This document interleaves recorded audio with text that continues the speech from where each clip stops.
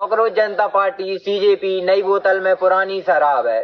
जो आम आदमी पार्टी से जुड़े हुए लोग थे भाई अब सीजेपी बन गए हैं, तो कुछ नया बदलाव नहीं हुआ है। जो आम आदमी पार्टी थी 10 साल पहले भाई अब नए नाम से आ गई है सीजेपी। और पहले अन्ना हजारे को बलि का बकरा बनाया गया था, अब सोनम वांगचुक जी को बलि का बकरा बनाया जा रहा है। मैं तो कहूंगा जो भी पार्टी है वो नई बोतल में पुरानी शराब है। कहानी नहीं बदलती, किरदार बदलते रहते हैं। चाहे वो बीजेपी हो, कांग्रेस हो, समाजवादी हो, बहुजन समाजवादी हो, और चाहे वो उत्तर की पार्टियां हो, दक्षिण की पार्टियां हो, वो सब मतलब जनता को एक झूठा नशा देती रहती हैं, झूठे वादे करती रहती हैं। तो जनता उसी नशे में मदहोश रहती है, बेहोश रहती है, उसे कुछ समझ नहीं आता।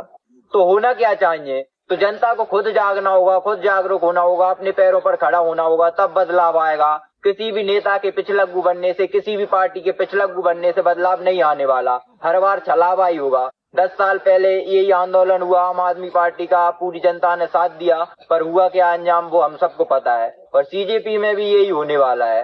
तो अगर हम देखें तो जो यूरोप आज इतना विकसित है, पश्चिम आज इतना विकसित है, तो उसका कारण क्या है? उसकी जड़ें उनके पुनर्जागरण में। जो यूरोप में पुनर्जागरण हुआ उसके कारण आज यूरोप इतना विकसित हो पाया, इतना आगे बढ़ पाया, शिक्षा में, तकनीक के क्षेत्र में इतना आगे बढ़ पाया। तो भारत को भी पुनर्जागरण की जरूरत है। पुनर्जागरण जो दर्शन पर आधारित है। तो यूरोप में जो पुनर्जागरण हुआ था तो उसमें 2500 साल पुराने जो उनके दार्शनिक थे, जो दर्शन था, उसे पुनर्जीवित किया गया। सुकरात, प्लेटो, अरस्तु ने दोबारा पढ़ा गया, समझा गया और अपने जीवन में उतारा गया। तो भारत में भी ऐसा ही दर्शन है, वो भी उससे भी ज्यादा पुराना है और उससे भी ज्यादा गहरा है।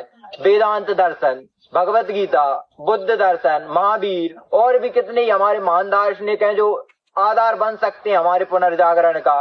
क्योंकि उन्हें, उनके लिए मुक्ति, आजादी सबसे बड़ी चीज थी। और वो ही हम हर व्यक्ति चाहता है, चाहे वो हमारे जो शहीद आजम भगत सिंह थे, चंद्रशेखर आजाद थे, इन सबों ने अपने प्राण किस लिए दिए? आजादी के लिए। और दर्शन में भी सबसे बड़ी चीज होती है आजादी।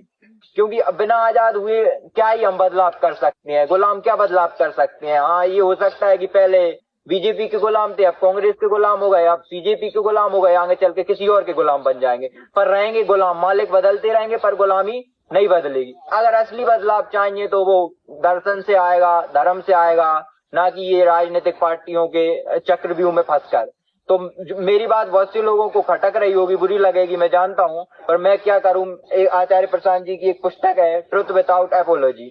तो जो ट्रुथ था वो मुझे कहना था, तो मैंने कह दिया। और मैं सोनम वांगचुक जी के साथ हूँ, उनके साथ खड़ा हूँ, क्योंकि मैं उन्हें जानता हूँ, उनका ट्रैक रिकॉर्ड मुझे अच्छे से पता है। वो एक अच्छी शिक्षाविद, पर्यावरणविद हैं, वो सही मुद्दे उठाते हैं, असली मुद्दे उठाते हैं। पर मैं सीजेपी के साथ बिल्कुल नहीं हूँ, क्योंकि इस चाल में, इस चक्रव्यूह में मैं इसका जानता हूं कि आगे क्या होने वाला है। लोगों को निराशा, हताशा ही हाथ लगेगी, क्योंकि ये बदलाव आ नहीं रहा है। बस वो बोतल का नाम बदल गया है, शराब वही है, कहानी नहीं बदली है, किरदार वही है, वही आम आदमी पार्टी के लोग हैं, और वही सब चलने वाला है आगे चलकर, और ज्यादा साफ हो जाएगा मेरी बात।